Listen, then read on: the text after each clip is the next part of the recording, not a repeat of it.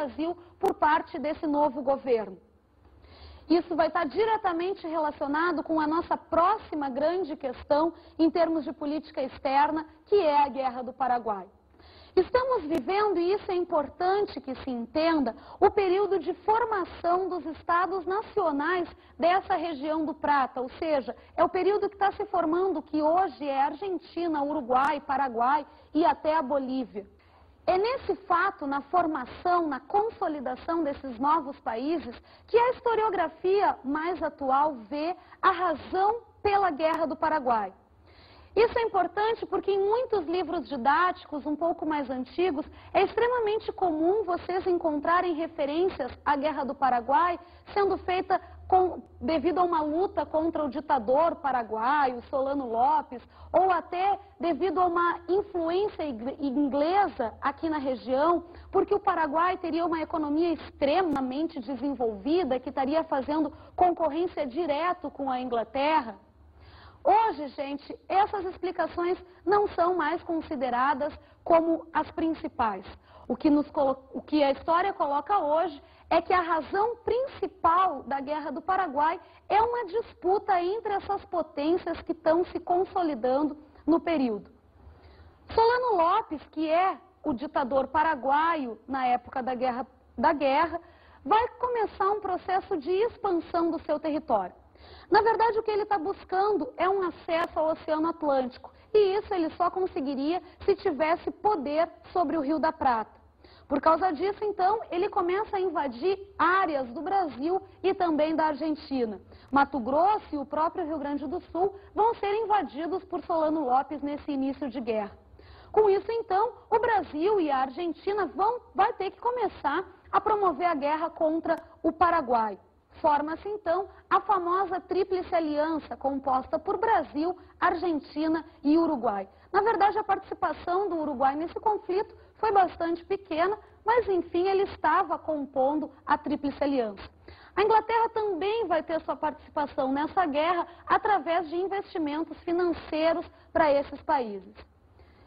Em 5 anos de conflitos bastante duros, bastante sangrentos, é que vai acontecer essa Guerra do Paraguai. O resultado dela, gente, é o desastre desse país que estava se formando, o Paraguai, e o endividamento do Brasil ainda maior com a Inglaterra. Por fim, pessoal, chegamos à decadência do Império. Essa vai ser feita através de 3 principais questões, mas o que é importante que vocês percebam é que essa divisão que nós colocamos em questões é simplesmente para demonstrando a perda cada vez maior de apoio que Dom Pedro II está tendo entre a elite brasileira. Isso vai começar através da chamada questão abolicionista. A partir da década de 70 do século XIX, vai começar algumas leis a serem feitas no país em tentativa de terminar com a escravidão. A primeira delas seria a lei do ventre livre, que dizia que toda criança nascida a partir daquela data seria livre e não mais escrava. Só que essa lei vai colocar alguns artigos que, na verdade, não vão permitir que nenhum escravo ou que muito poucos escravos sejam libertos. Depois a gente tem ainda a lei dos sexagenários, que iria libertar todo escravo com mais de 60 anos. Novamente, a lei não vai ter nenhum alcance mais significativo, porque a expectativa de vida dos escravos no Brasil não atingia tanto.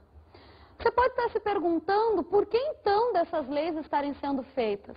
Na verdade, gente, Dom Pedro II sabia que no momento que ele abolisse a escravidão dentro do Brasil, ele iria perder uma de suas principais bases de apoio, que eram os cafeicultores escravocratas ainda do Vale do Paraíba. Dessa forma, Dom Pedro II tenta adiar o máximo possível a libertação dos escravos. Mas como havia um movimento por parte dos abolicionistas muito forte dentro do país, algum tipo de resposta ele tinha que dar, então foram propostas essas leis que, na verdade, não tiveram um alcance mais significativo. Mas em 1888 a pressão foi maior e a princesa Isabel vai ter que assinar a famosa Lei Áurea, que tornou extinto definitivamente a escravidão dentro do Brasil. Dessa forma, então, Dom Pedro II vai conseguir como seus opositores essa classe importantíssima que eram os cafeicultores escravocratas do Vale do Paraíba. Outro fator importante, pessoal, que também nos ajuda a entender esse declínio do Segundo Império no Brasil, é quando Dom Pedro II perde o apoio da Igreja Católica. Isso aconteceu porque o imperador se negou a colocar em prática a bula sílabus aqui dentro do país. Essa seria uma espécie de lei, de decreto, que o Papa teria colocado para toda a Igreja Católica, dizendo que deveriam ser excomungados todos os praticantes da religião, mas que fossem também maçons. Dessa forma, não obedecendo a bula sílabus, Dom Pedro II consegue também, como seu opositor, a Igreja Católica. Mas ainda o ponto culminante vai chegar quando Dom Pedro II perder definitivamente o apoio do exército brasileiro. É a chamada questão militar. Essa aconteceu através de um processo um pouco mais longo, que tem seu início lá na Guerra do Paraguai, em 1865. Durante essa guerra, os militares brasileiros vão acabar tendo contato com diversos novos ideais para a época, como o republicanismo e até o abolicionismo. Quando voltaram para o Brasil, esses militares vão se colocar num papel de opositor, ou de crítico, melhor dizendo, a Dom Pedro II. Isso era feito através da veiculação de suas ideias em jornais, muitas vezes. O principal órgão do período que eles utilizavam era o jornal A Federação, um órgão já republicano do Rio Grande do Sul. Quando os militares foram proibidos de colocar suas opiniões no jornal, é que acontece a ruptura definitiva entre o exército brasileiro e o imperador. Dessa forma, vai acabar abrindo espaço para uma aliança entre o exército e as oligarquias do país. As oligarquias tinham como seu principal representante os cafeicultores do Oeste paulista. Através dessa aliança, então, foi articulado o golpe de proclamação da República. Em 1889, o Marechal Deodoro da Fonseca, então, comanda as tropas que vão acabar derrubando Dom Pedro II e proclamando a República dentro do Brasil. Bom, pessoal, vamos agora para as nossas dicas de estudo para vocês conseguirem aproveitar um pouquinho melhor essa nossa aula de hoje.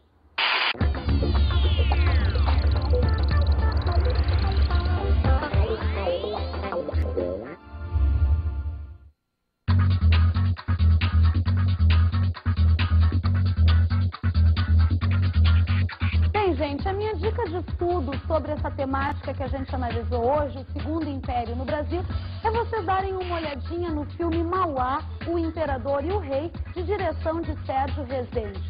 Só prestem atenção nesse filme porque ele tem um caráter um tanto idealizado da figura de Mauá. Bom, gente, eu acho que era isso. Foi um prazer estar aqui com vocês e até a próxima.